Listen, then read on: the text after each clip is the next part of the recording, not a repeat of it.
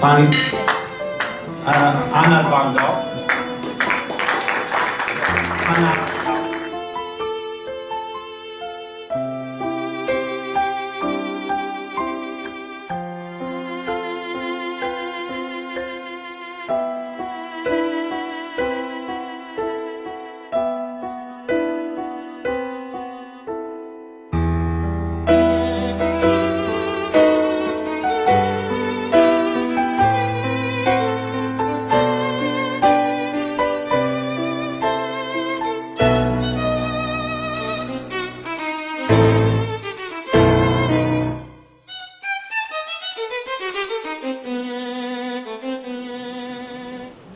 L'histoire du peuple juif qu'on retrouve dans ce cimetière, avec tous les gnolim, toutes ces vieilles tombes. On a vu la tombe d'un Moël, où il y avait les instruments pour la Brit Mila, le Cohen également avec les mains.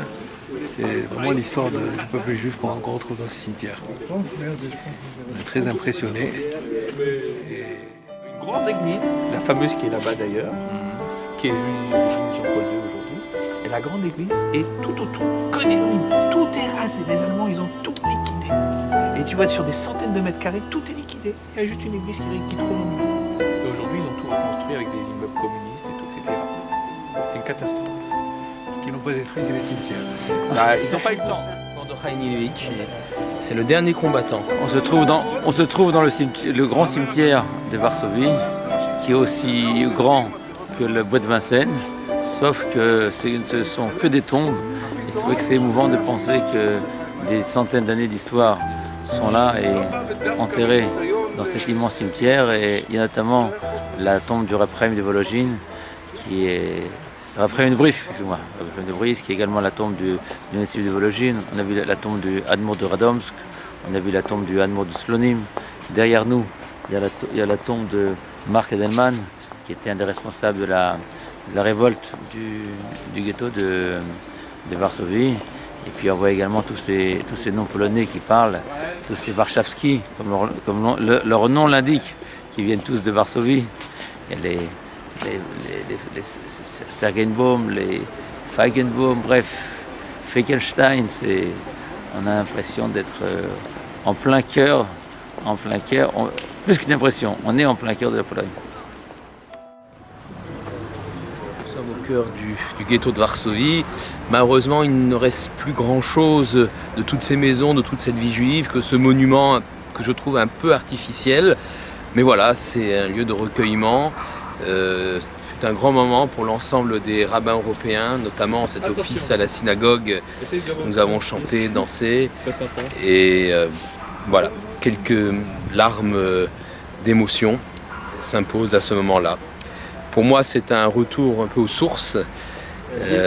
Ma grand-mère était originaire de Varsovie et avant de venir ici, j'étais sur sa tombe pour lui dire « Écoute, je reviens à Varsovie, trouver quelques traces passées, disparues. » Difficile quand même. Oui, difficile. c'est possible, c'est toujours mieux. C'est beaucoup d'émotions que je viens à Varsovie, c'est la première fois. Et devant le monument du ghetto, je pense naturellement au geste historique de Willy Brandt qui, il y a plus de 35 ans, s'est agenouillé pour demander pardon au nom du peuple allemand pour toutes les fautes qui avaient pu être commises. C'est vrai que c'est pas beaucoup, mais dans la symbolique c'est fort. Et en revenant ici, on pense à tout ce qui a pu se passer. On voit toute cette ville qui est totalement neuve, il ne reste plus rien. Et c'est le Korban, le sacrifice de centaines de milliers de juifs, voulus ou forcés d'ailleurs pour certains d'entre eux, qui ont terminé comme 6 millions de martyrs d'Israël, et dont on ne peut pas oublier le souvenir sur cette terre de Pologne qui a été une terre féconde pour le judaïsme et qui est devenue après une terre maudite. On espère que bien, aujourd'hui, en revenant, bien, c'est un retour sur l'histoire d'Israël qui revient. Cette conférence des rabbins européens à Varsovie a été l'occasion de travailler notamment sur le thème de la Shrita en Europe, de permettre à nombre de rabbins issus des pays d'Europe de monter une stratégie de défense de la Shrita, d'apporter également leur expérience, le fruit de leurs rencontres avec des politiques dans divers pays. Et pour ma part, j'étais heureux non seulement d'enseigner sur ce sujet, mais aussi de faire partie d'une délégation qui s'est rendue auprès du président de la République de Pologne. Et le lendemain, chez le ministre de l'Agriculture de Pologne, pour défendre la Shrita. Dans cette petite délégation faisait partie, aux côtés du président de la conférence des rabbins européens, les vice-présidents dont je suis et le grand rabbin Bruno Fison. J'ajouterai qu'au cours de cette conférence des rabbins européens, sorte de congrès qui durait 3 jours, nous avons un soir reçu des justes polonais afin qu'un hommage vibrant et juste leur soit rendu.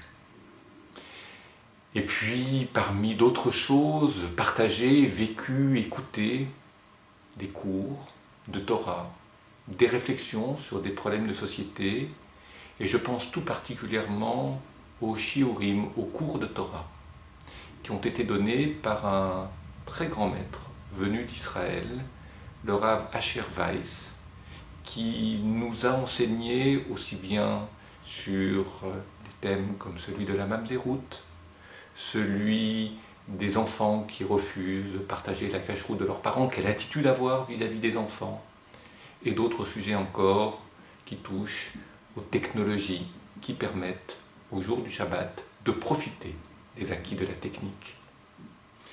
Je dirais enfin, parmi beaucoup d'autres choses qui ont enrichi chacun des grands rabbins et rabbins venus à Varsovie, la délégation française était très importante, et j'en suis très heureux pour ma part. Je voudrais remercier parmi d'autres, mais d'abord les organisateurs de cette journée. Le grand rabbin Pinchas Goldschmidt, grand rabbin de Moscou, président de la conférence des rabbins européens, et aussi Philippe Carmel, acteur infatigable pour la réalisation pratique de ces très belles journées. Que cet hommage leur soit rendu.